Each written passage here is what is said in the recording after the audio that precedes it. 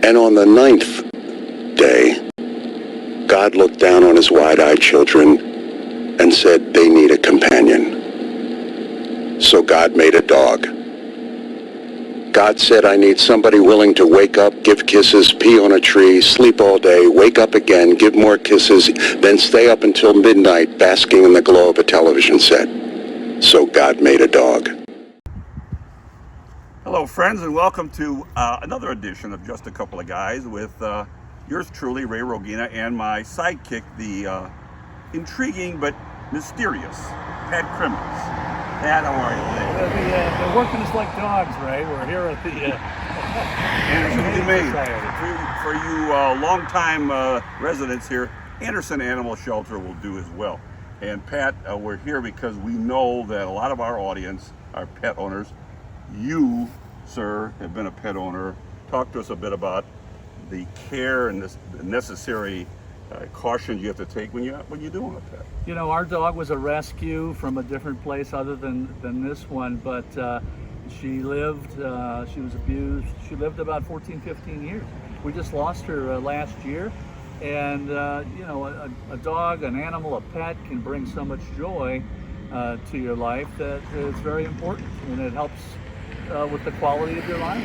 So that's what they're doing here on a daily basis, and they're getting these animals out to the public. And they've been doing it for a long time, almost 60 years, and that's why we thought it'd be important to come here today and talk, first of all, to the CEO, Dean Daubert, and also the resident veterinarian, Dr. Rachel Kantola. And so we're going to talk to both of them, get a perspective of how this great institution operates, non-for-profit, and then probably, Pat, we're going to perhaps get a little tour of the place as well. I'm very interested to see if they have any puffins. Puffins? Yeah. They're native to Oregon, I know that much. Right, but you know, who knows? Might be here. Right, with the El Nino, you never know about flight. Well, we'll do all of that, including, but not El Nino, after a word from one of our fine sponsors. You stay tuned. Want to save on some of the biggest names in streaming on the network made for streaming? X marks the spot. Now you can add the new Xfinity Stream Saver that includes Netflix, Peacock, and Apple TV+. That's Xfinity Stream Saver for just $15 a month. All your favorites, all in one place. Only from Xfinity. For more watching and less spending, X marks the spot. Do it all on the network made for streaming, and bring on the good stuff.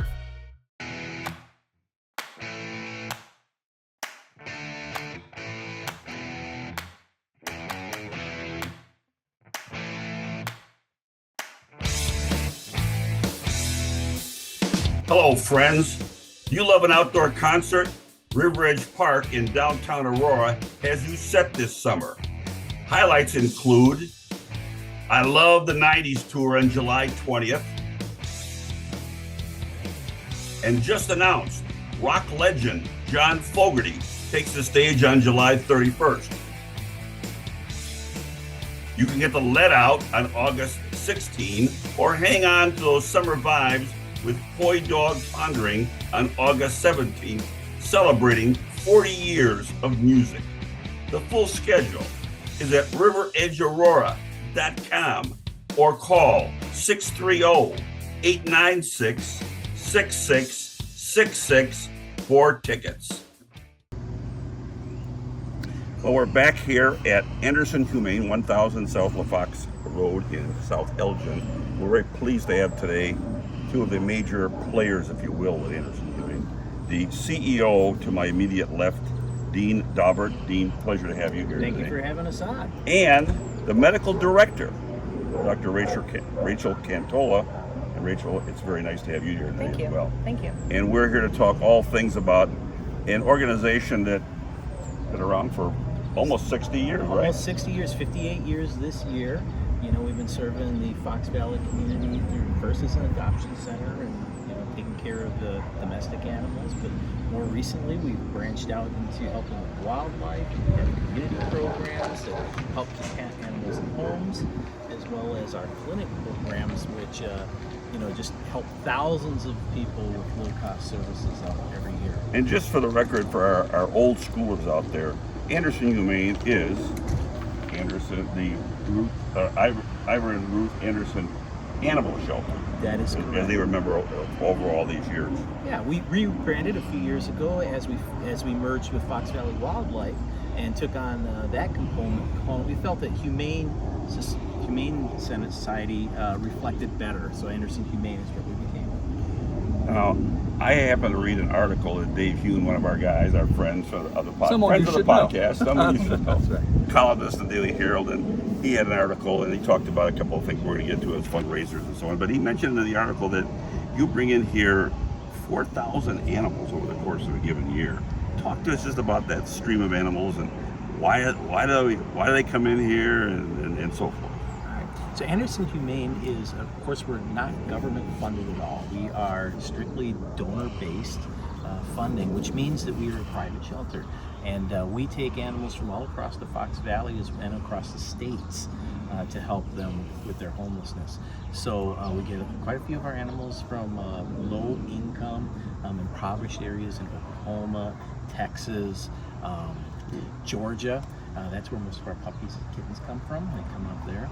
We take thousands of animals locally, a lot of kittens, a lot of cats, and dogs that may be surrendered for a variety of reasons. Sometimes the parent people can't care for them any longer, or it's not a good fit for their family. We will have an application process and we will accept them into our shelter. It's an example.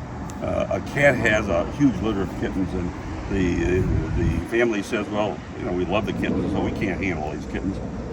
They bring 7 or 8 kittens here. You'll take them. They would call us. All right. We would arrange an appointment to come in. All right. We would highly encourage them to spay and neuter their adult cat, right? So that we don't have that problem again. But yes, that's roughly the process. And we help them out.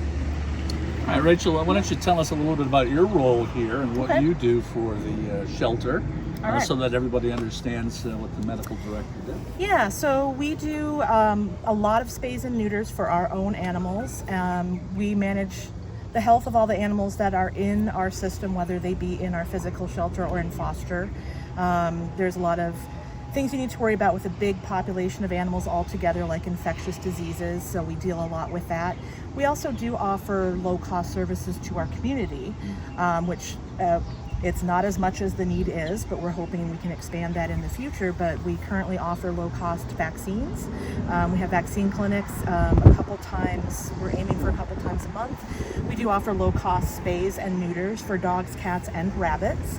And we also are able, if people have a financial need, we can help from our already low costs. We can help provide an additional discount thanks to the Milstein Foundation grant that we have, so that we can get our community members get their animals spayed and neutered to help prevent overpopulation and help keep them healthy. How many employees do we have here? Does she have any help with this all this medical work? Certainly. We have mostly part-time, but we have about 75 employees. We have 5 locations, if you can believe it. This is our main kind of mothership right here. The clinic is off-site about 8 minutes away on Randall Road.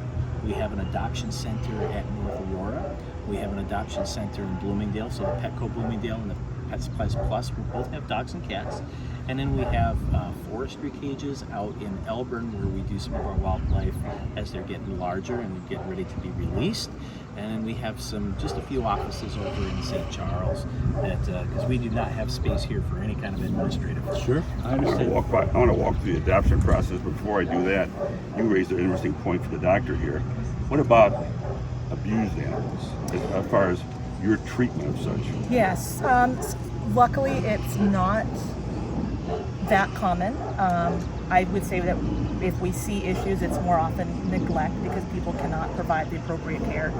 But we do help those cases, and there are situations where we've worked with law enforcement with certain cases, helping treat the animals, document, and helping with their investigation of those as well. Okay, now back to the adoption. Take us through that process. So this is where we think we really differentiate ourselves from a lot of other organizations. We practice open adoptions. That means we are looking for ways to say yes. We want to make it as easy as possible for somebody to get a great home. So you can look on our website and see all our adoptable animals there anytime. Or you can stop into any of our locations and visit with our animals. animals. And what's going to happen is one of our adoption counselors, we call them ARCs, Adoption Resource Counselors, are going to assist in finding a great match for you, right? There's no application. We're going to have a conversation. We're going to say, like, we believe in positive reinforcement. Make sure you understand what that is. Right. And that we're not going to put our dogs or cats outside. We're not going to, crop tails, dock ears. We're not going to do things like declaw our cats, right? All things that, not good. And then if we can make sure that all those things are agreeable to everybody, chances are you're going to find a match and go home that day. Yeah, this is commonly referred to as a rescue too, right? I mean, that's what you guys do, and people come here for animals and they want a rescue animal, right?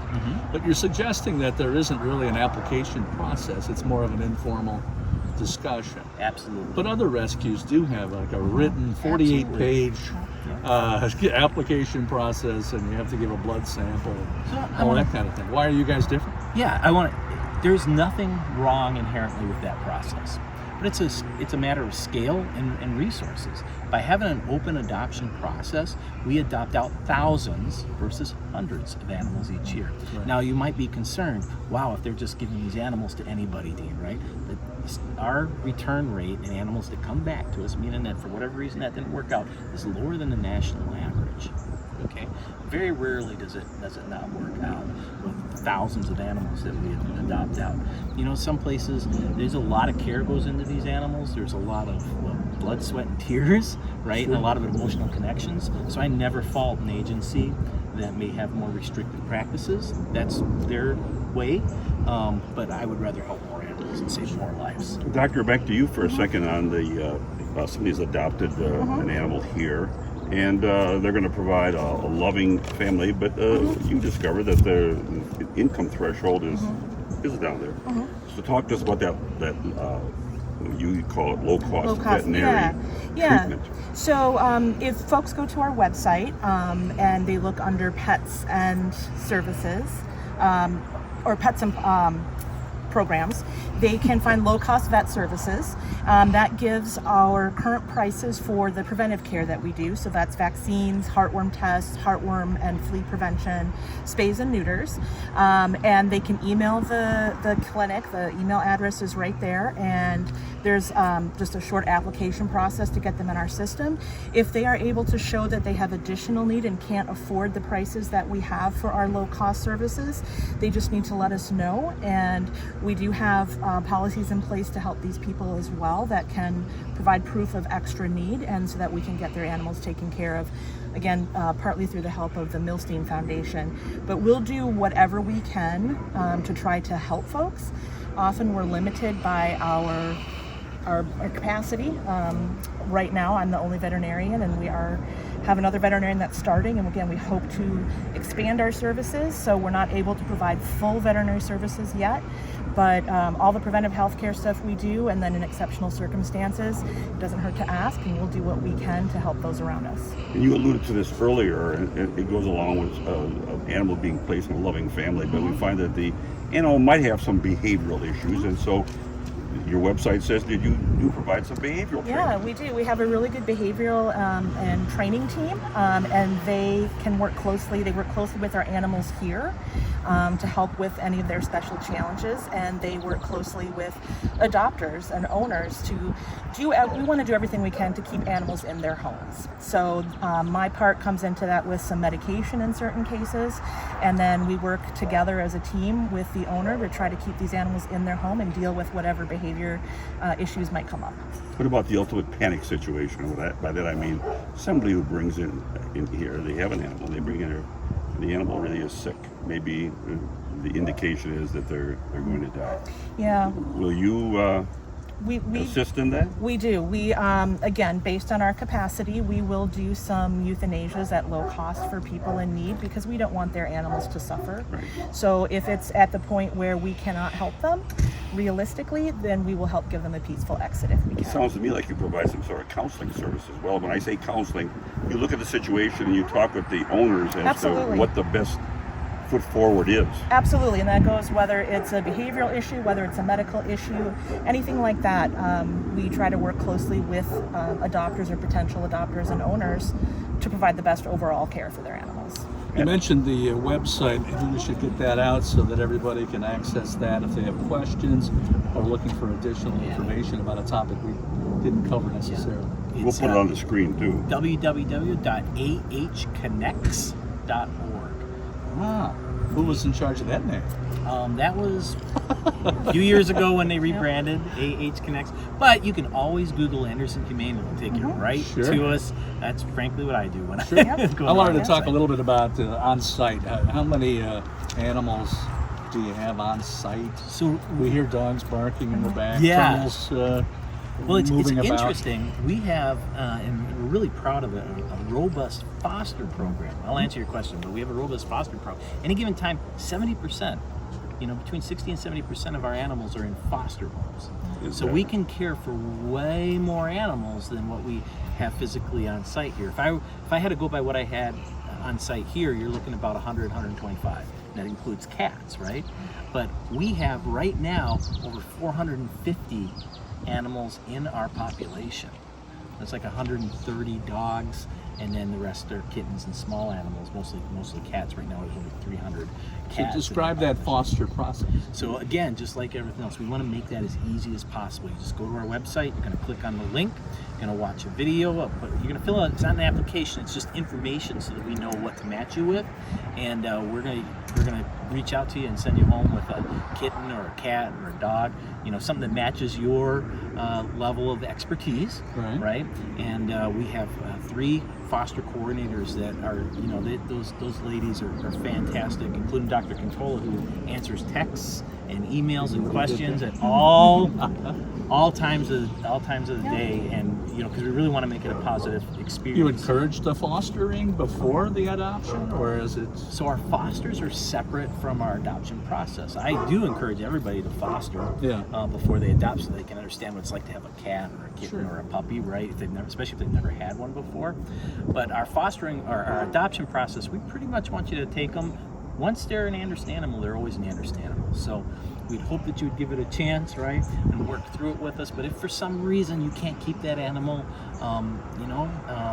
things happen, life changes, we will always take that animal back. We just need a little notice so we can make space, because we are always full. We're never not full here. I understand. Now, Pat and I were standing over here a while back, waiting for your arrival. We saw one of your employees, or maybe a volunteer, and we're going to talk about volunteers in a minute, walk out with a huge turtle. That brings up the subject of wild animals, and what is your purview or jurisdiction with respect to wild animals? Well, we care for, like Dean mentioned, native species. We happen to have a non-native species that was surrendered to us that might have been... Now talk to us about surrender. When you say somebody surrendered... well, this particular animal was found at an abandoned house, so that happens occasionally. Most of the time it's people that find an injured or apparently abandoned wild animal. All right. They will bring them in. Our wildlife rehab technicians are great at assessing and doing immediate care. They work with myself and some other local veterinarians that have wildlife experience on their treatment protocols. I help out when I can, and they provide all of the nursing care along with the volunteers in the wildlife department to feed all the baby birds, all the baby bunnies, and then they try to rehab all the ones that they can and release them back to the wild, preferably near the area where they were found, but if not, somewhere else. You signed the release papers, is that? No. I said that facetiously. You give the okay. I trust them. Oh, okay. Yep, they're the experts. I jump in if they have something like, we're not sure how to treat this, or can you look at this wound? But they're certified. Our rehab technicians are certified. The volunteers are all very trained. So we trust them to assess them, and they know what they're doing, and we help out when we can. I imagine also the police are bringing animals, right? They find them along the way. So we have the stray contract for South Elgin, so they're the only stray animals that we can legally take. Is South Elgin. The police will bring those for us. Sometimes the officers will bring in wild animals as well. But I'd like to stress to our viewers and listeners here that they should always call first with wild animals. Always call first, and here's why. About 70% of the animals, the orphaned animals that come in here, are actually could have been re-nested or left alone. And people think they're doing the right thing by gathering them up because they don't see mama bird around, right? But it's a fledgling and it's learning to fly. Or there's the old myth that you can't re-nest a baby bird.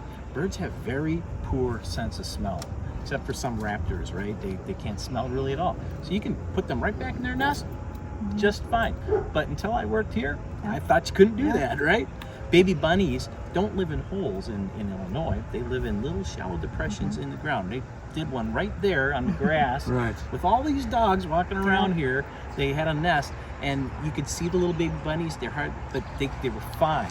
Always Leave them afraid be. you're going to mow over them. Right. Just put cones out, put something over them, but they're going to be just fine most of the time where they're at. Yep, and bunnies, for example, mom only comes at night, so a lot of people will say, well, they weren't there all day. That's how they do it normally. So it's okay if you don't see mama bunny all day. How many species of birds might you have here? Oh my gosh, I couldn't even know. hesitate. If it's native to Illinois, it is in our facility at some point during we've had some really neat ones. We've had turkey vultures. We've got a couple of We had a turkey. We had some of those, didn't we, in Elbert, I think. Just walk on the street. We've got a couple of the Cooper's hawks right now. They're just little fur balls. I won't even look at them because I don't want them to imprint, but I've seen the Sandhill pictures crane. of them. Yeah. Is that right? And then every kind of songbird that you Yep. you can imagine has come through in the last Are you year. guys, I'm sorry, Rick. ahead. Are you guys on the socials? Like, do you have your own TikTok channel and your Instagram? We that have kind of thing? Instagram and Facebook. Yes, good. follow us on Facebook. You'll find us on there. And what's really neat is you'll see our dogs that are adopted, our dogs that are coming up for available, cats, same thing. But you'll see all about our wildlife as well. And it is something when you see us releasing, geese out with goslings out with some other geese, or we just recently released an owl that's going to be on there, and we're going to post that. There's some really neat Do you have content. instructional stuff as well as to this idea of bunnies and birds and things like that you talked about? Yeah, you can go to our website for that, and you can also call us, and we'll talk you through it. And what's great, modern technology. Everybody has a camera in their pocket that they can transmit a picture, right? So a lot of times our rehabbers will say, take a picture of it and send it to me, and then they got an expert eyeballing it and telling you whether to keep it there or to bring it on in, and sometimes I hate, we have a capacity, so every morning we look and say, how many animals can we care for with the staff and volunteers that we have, right, and the resources that we have. And how many escaped during the evening? Yeah, how many escape? Never any escape, not too often. But we have to look at that, because what we do care for, we want to provide quality, the best care possible. The worst thing I could do is take more than what we can adequately care for.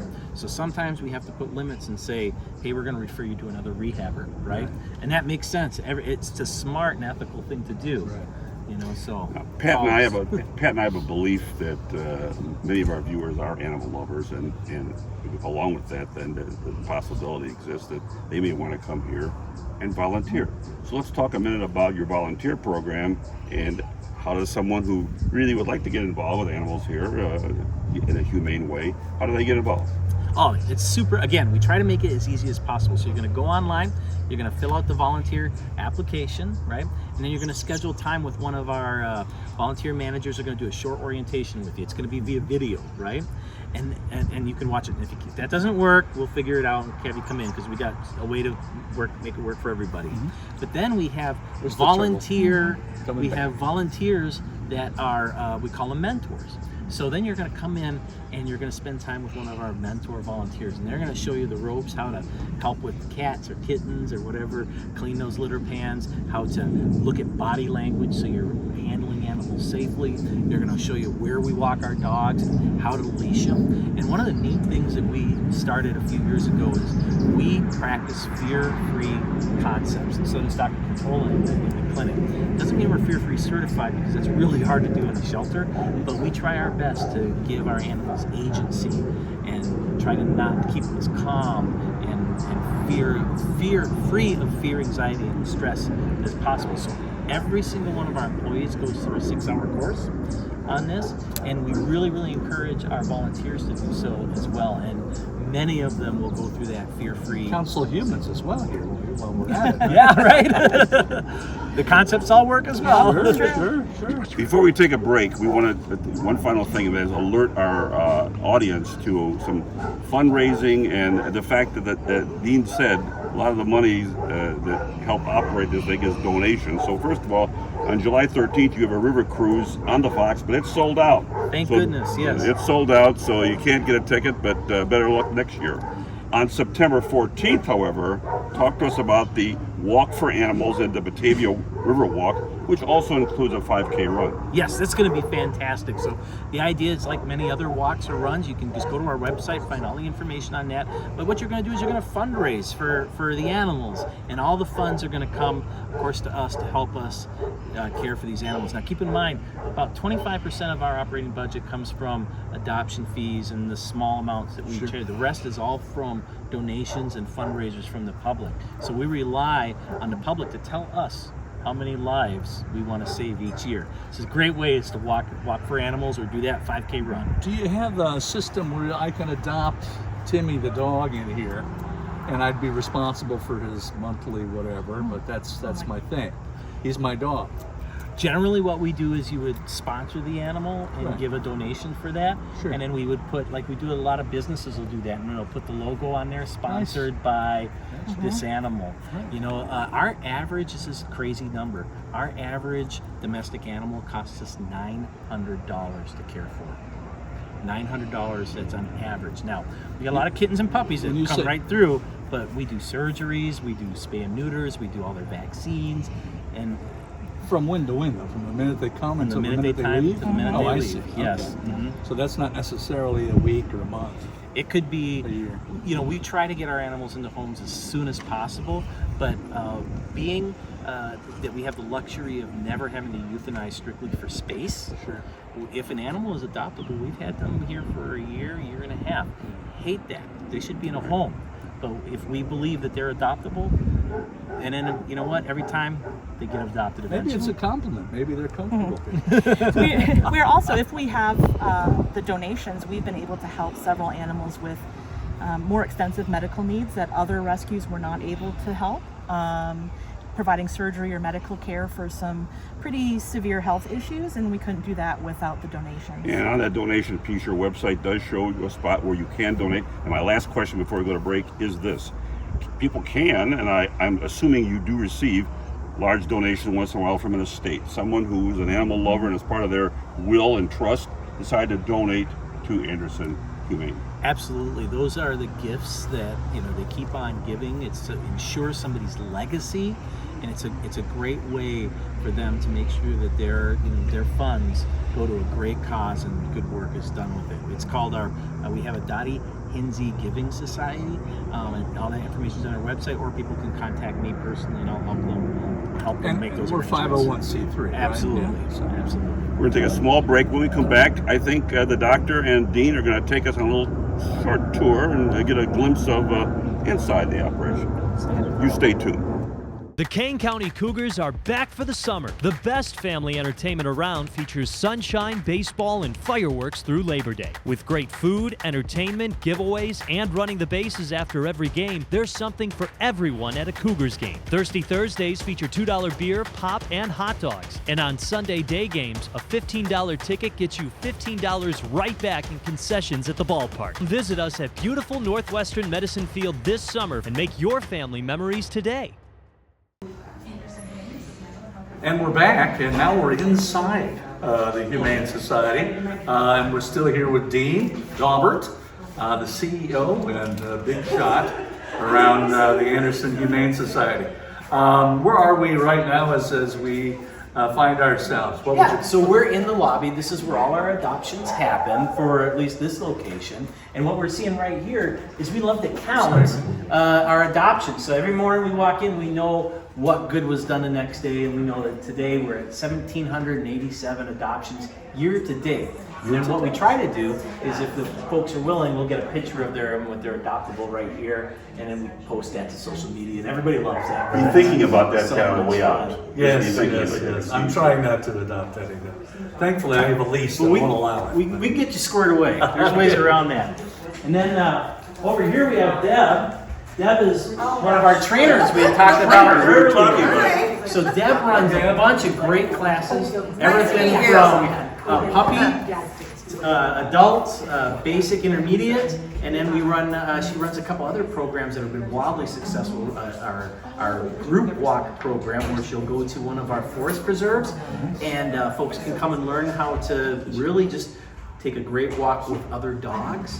It really helps with reactivity and some of those, helps work on those leash skills, especially when you have that group. And then we do a dining class. Outdoor dining. Outdoor dining.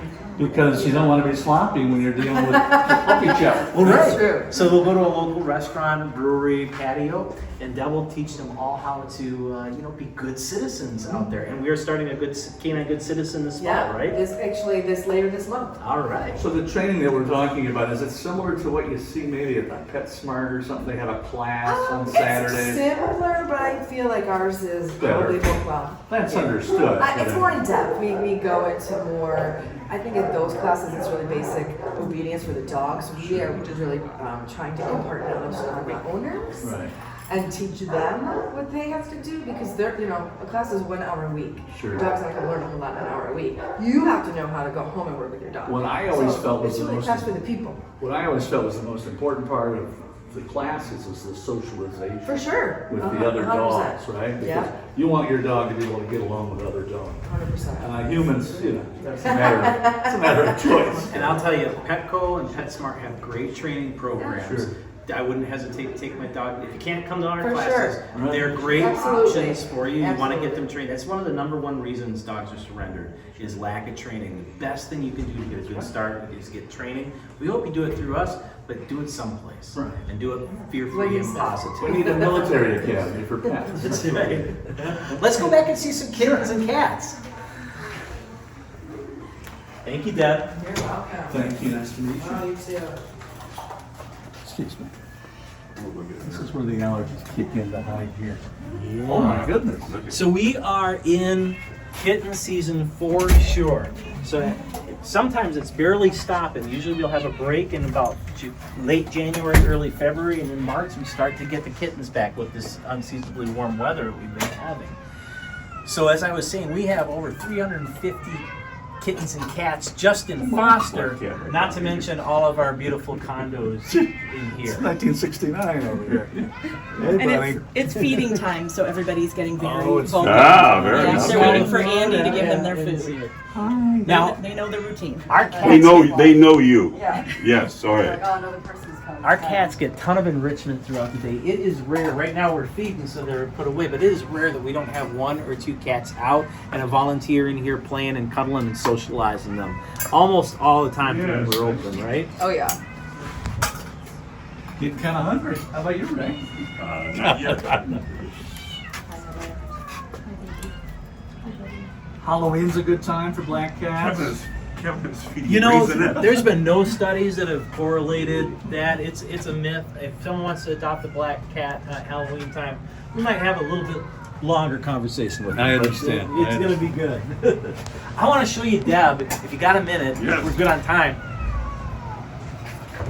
Deb is a volunteer that I'm going to put in the spot. She's not prepared for this, but she does our enrichment program. Hi there. And she works almost every day of the week coming in. She does our enrichment program and she helps with our transports coming in. But can you say real briefly Real quick? what Yep. you're doing here? You bet. I am the game master. I am anti-bowl. I am anti-dishes. I am all about letting dogs be dogs, giving them a chance to use their noses, to solve problems, to shred. And each game, I have 40 dogs today that are going to play games. They're not going to be fed out of these. They're going to get a notched egg carton for a medium player. Some of my tough players got a box, in a bag, in a box. Gus loves this stuff. It gives them a chance to use their brains, gets them a chance to move around, use their noses, and have fun. Gus and is a Gus is a big 65-pound long-haired dog. Oh, I was going to say, it's not a cat. He's no. He's big guy. He's got a black eye and a white coat. He's gorgeous. So as the gate master, you Game have... master. Game master. You have like a cage or something? Well, I don't bring it out during the day because it just embarrasses people. I have a hat. The best She is a hero. She is a Yeah, I hero. just also wanna- known as And hero. a volunteer, I might add. And I want to point out that she's very involved in nutrition and calculating calories for our animals. So we can make sure everybody gets what they need, and if they need to gain weight or lose weight. Deb and I have talked about how we figure that out, and I leave it in her capable hands, and she keeps me updated, and she calculates calories and calorie content of food and all that kind of stuff, so we make sure everybody gets just what they need. I don't want to tell you how to do your socials, but maybe she needs her own channel. You know? Viewership. It's fun. We watch what happens and we modify what we're doing based on the way that the animals engage or they don't. Sure. So every day can be different for a dog, and it's fun for me because I get to get creative. And some of my guys joined my games list because they're on a diet, and I want to make sure that I'm monitoring what they get. So they get to have fun. They're going to have less food, but they're going to have more fun. So it all works If out. our audience is considering adopting a pet here, I think you just heard the kind of care treatment that is afforded these animals here while they're here, so when you take that animal home, they've been under a lot of TLC here, tender loving care for sure. There's been teasing, deprivation of food. Easy now. Easy now. Just kidding. Let's head over here and we'll talk about, just real briefly, we talked a lot about wildlife. Now, one of the things that we do with our wildlife department, you can notice all these cages are covered, right? Because we don't want them to associate people with good things. When we release these animals, we want them to go away and be nice, healthy fear of humans. So we're gonna just, we'll step in and Wildlife rehab. this is where they all come into. Oh, boy. So come on in. Hi. You can see one of the ones we don't have covered just yet is our one of our ambassador possums right in here. You can see his nice cool salad there with eggs and mealworms and all that kind of great stuff. Nocturnal. Yes, they are nocturnal. And then Like my the dog. rest we got covered because again we don't want to imprint. But I will take you back real quick to the nursery. Okay. That's on the back side, and there they are feeding baby birds just about every 15 minutes from open till close. So that's a little bit of a walk. We're gonna kind of go around back, and then I'll take you in through. You'll see the dog. Well, and she should. Yeah. So Thank you. Thank you. Thank you. I was really hoping that. We were talking earlier about volunteers, right? And this is Krista and Kelly, our volunteer managers. Hi. How are you? Hi there. Nice to meet you. On average, we have well over Very nice 500 to meet volunteer you. hours each week. Wow. It's about 24 full-time equivalents for the course of the year. And again, we want to make it super easy. So they'll get you a set and a mentor. But if you ever forget, because there's a lot to learn, they've created all these kennel QR codes. So if I forget how to wash dishes, right? It doesn't seem, but there's a process, right? I can scan that and they'll show me. Or if I forget the proper way to leash a dog, right? I can scan it and it goes. And then everybody knows, who am I going to? Who do I go to see to get me started with my volunteering for the day? Nice. And we offer volunteer opportunities for everybody. So it's not just dog and cat care, there's administrative opportunities, there's fundraising committee opportunities. People come in and make enrichment supplies, like that's what Marlene was doing in there. Nice.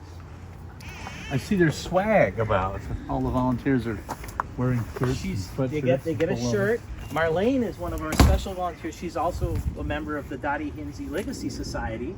So she has a golden name tag that we made Dean, for we her. always mention swag anytime we have an opportunity to do so, just to throw a hint at our producer Or publisher. or publisher. To get you some swag? You need some yes, hats to give out? Yeah, we're All trying. right. We're grooving. Let's move on back to the Slow to the progress. intake. Here for. Now this is kind of neat. It looks weird, but you see the tent in that cage there? Yes. So those are songbirds, right? So they're babies, right? And then they get to be about the point where they're ready to be released or taken out to our Alpern cages. They need a place to fly around in, right? And gain the muscles on their wings. So we'll put them in a tent. They'll get that. Then we'll take them out to the other cages, Alpern, and they'll get another chance. Of course, cleaning is a never-ending thing. Anytime the animal's in a crate, it gets cleaned out, so they let me air dry here. Excuse our mess, we're a working shelter.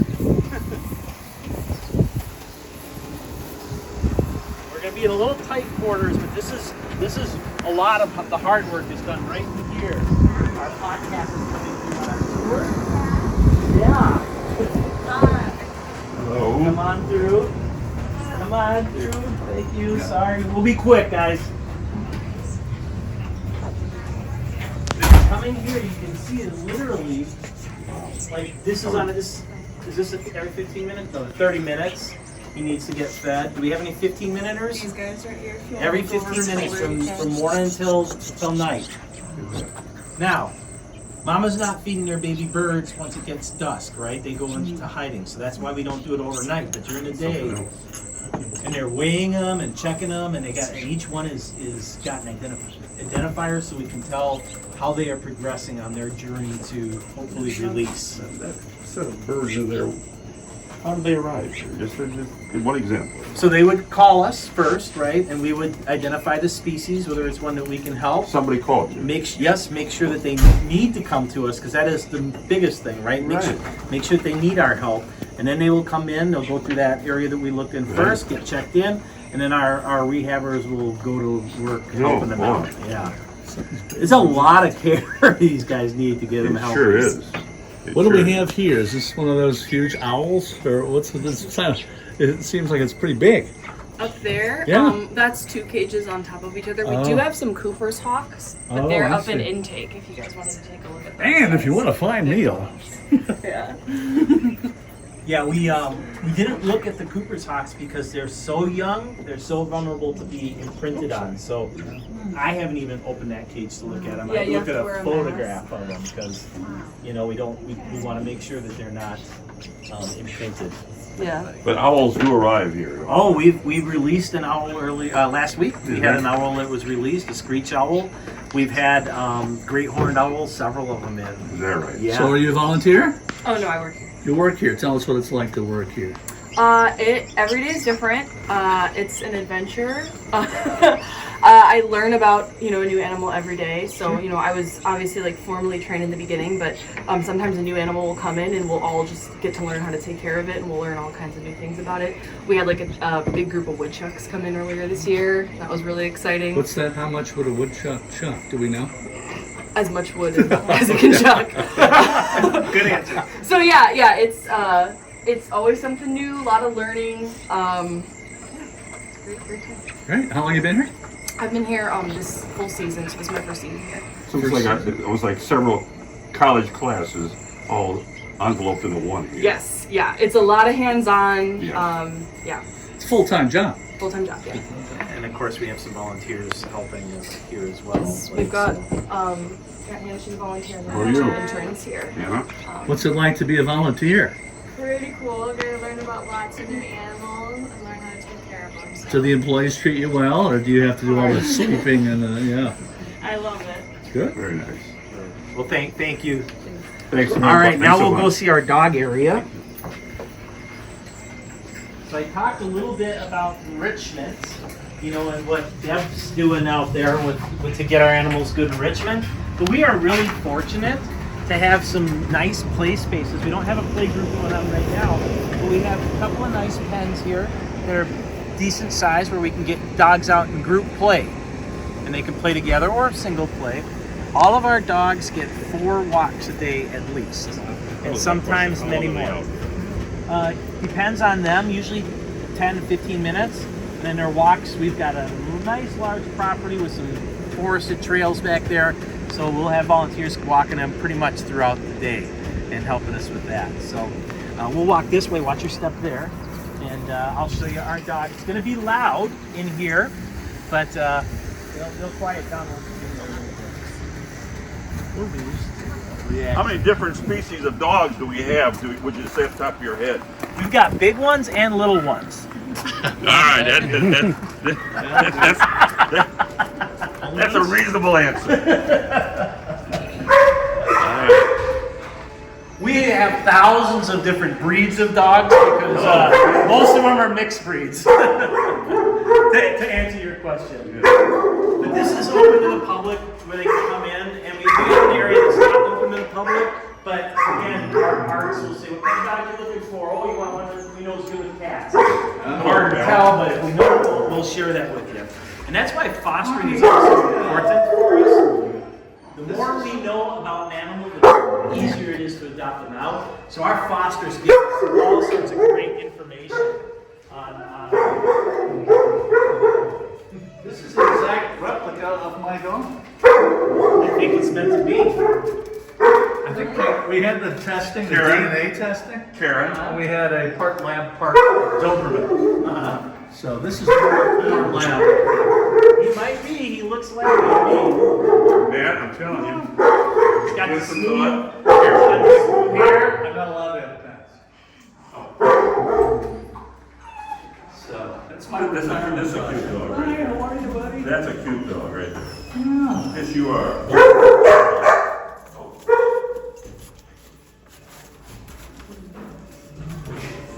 Look at those eyes. Oh, yes, you are. Yes, you are. Matches the top. Oh. Rudy. Dog named Rudy. Joe, Rudy. You Notre Dame fan, Rudy? Another replica. I'm sorry. She's a cutie. Oh, Angela's. What's the name, Ray? Angela. Angela. I kind of like Rudy over there.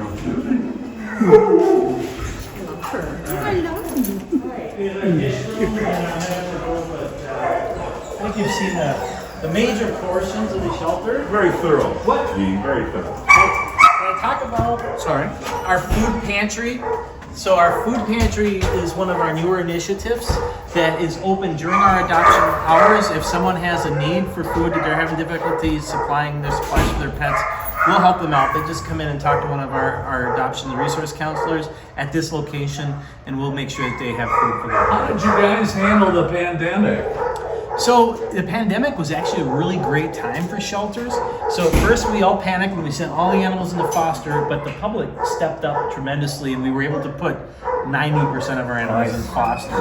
But then we quickly came back and we said, okay, how do we keep doing adoptions? And we did them by appointment, and we had distancing and masks and, you know, the staff, and of course COVID happened like it did, and there was days where I was back cleaning kennels, which is not usually what I do, but you did what we had to. But the adoptions were really strong during the pandemic because people were at home and they were bored and wanted something to do. And, you know, different in what the narrative is, we didn't really see a ton of pandemic return from the adoptions. Those animals largely stayed in their homes and are doing great. What we are seeing, I think, is some hangover, you know, with housing, right? With more people having to rent and less houses for sale. We're seeing that's slowing dog adoptions. What about the nationwide. money issue, the ability to feed the dog? Yes, and that's why we're really trying to keep the programs to keep those animals in their home, like our low-cost veterinary care, like our food pantry, and some of those programs. Dean, a pleasure. We really appreciate the very thorough Absolutely. Thank you. trip through Anderson Humane, and of course our interview with the good doctor as well. I have to believe you're going to get a few people coming just by watching this, because there's really the mission here is quite remarkable, and so we appreciate it all. Pat and I we're going to take first of all take a small break, and when we come back, Pat and I have some closing comments. So you stay tuned.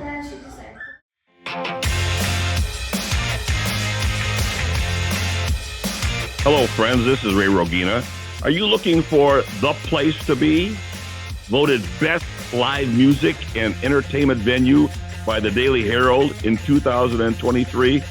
That would be Old Republic in Elgin, an indoor-outdoor hub with classic American eats, beer and cocktails, plus the best sports bar, burgers, wings, and ribs. Best value? Old Republic.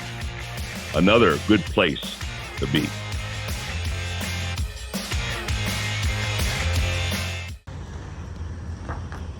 Well, we're back, and Pat, a very enlightening day as far as I'm concerned. How about you? Oh, it's fantastic. I had no idea that there was so much to the society. It was amazing to see all the animals and their process. Well, you know, I knew they had dogs and cats up here. I guess the minute we saw the woman carry a turtle out of there, I knew we were going to go into some intriguing sights. And of course, the birds that we saw in there, feeding the birds like that. You know, and to me, the joy on almost every volunteer or employee's face. All these individuals in here, I can tell you right now, love to work with animals. And as I said to the one volunteer in there, my suspicion is if you decide to adopt or even foster an animal here at Anderson, you're getting a quality animal that's been treated very well and is set to go into a domestic environment. I can't say enough about the people here. And I'll say what I always say: if I would like to see the same passion with humans helping humans that we see with humans helping animals. Well, that's a great point. I mean, no question about it. But speaking of help, and here's the website. Obviously, we've mentioned it several times. As Dean said, other than 25% of their budget coming from, you know, fees and so on regarding adoption, most of it is strictly on the donation dime. And that's where you come in, because you can make a donation. You can go on this website and you can donate to your heart's content.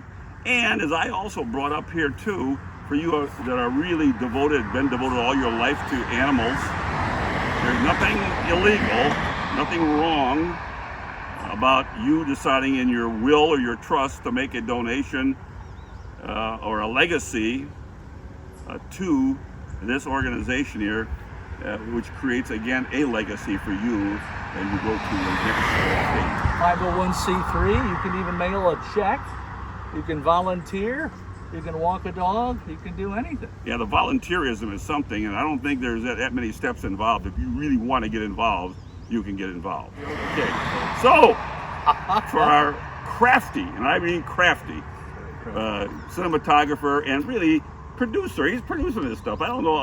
I guess Paul's doing some stuff behind the scenes, but he's been kind of incognito. Well, when it comes to residuals, he needs to get a double paycheck. I think so. He works hard. You know, he works us hard too sometimes, but that's okay. We love him. Sure. So for Kevin Ketchum, our trusty cinematographer, and for my intriguing and mysterious partner, Pat Crimmins. There's nothing mysterious. Well, I don't know. That's not what everybody says, but that's okay. Not wrong being mysterious. Ray Rogina wishing you all a very, very pleasant week, holiday week. Be careful. And if this thing is played after the holiday, we hope you got back safely. And let's be mindful of your pets when it comes to the fireworks. Absolutely. Absolutely. No question about it. You know, they're not necessarily as patriotic as we are. Right. From Anderson Humane in South Elgin, Illinois, Pat and Ray, just a couple of guys. See you soon. So long, everyone. God said, I need somebody strong enough to pull sleds and find bombs, yet gentle enough to love babies and lead the blind. Somebody who will spend all day on a couch with a resting head and supportive eyes to lift the spirits of a broken heart. So God made a dog.